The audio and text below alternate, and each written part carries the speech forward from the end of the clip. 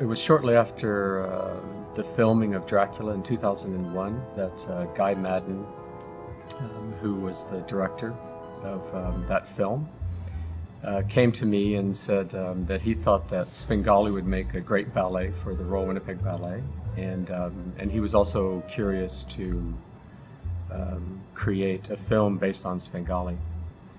And I, at that time, I kind of thought, well, you know, Svengali and Dracula, they're sort of two sides of the same coin, and I just did a Dracula, and I didn't want to do another kind of evil person that's, you know, getting into the boudoirs of the Victorian women.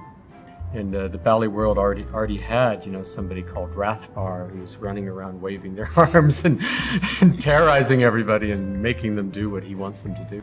So, but once I read the book, you know, I thought, this isn't about Dracula. This is about everybody else, and this is about me to a certain degree too. And it's the same with the novel Trilby.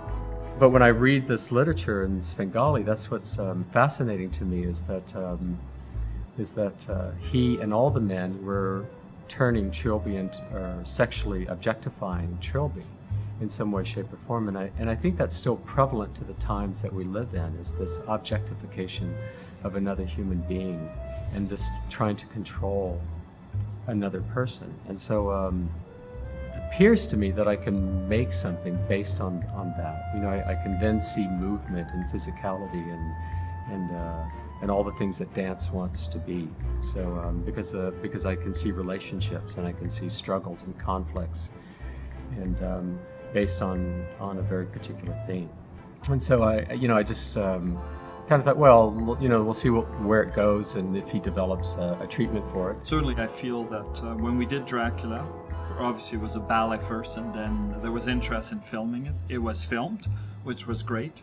And then following that film, there certainly was tremendous interest in continuing that relationship in some form or other. And then I had heard of the Svengali, but I said to Mark at all points is, I don't want it to be first a film and then a ballet. I want it to be a ballet first and then a film. And when we met, and it started over 5 or probably 6 years ago when we first started, or maybe even longer, when the idea emerged.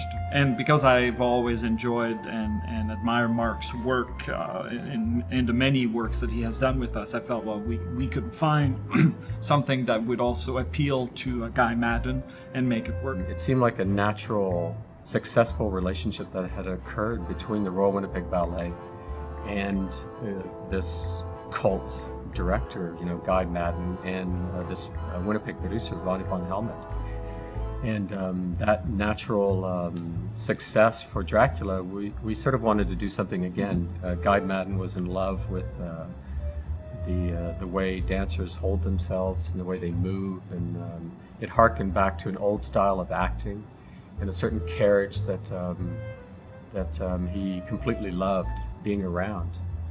And so we had a wonderful time together. So it sort of made sense to try and do something else.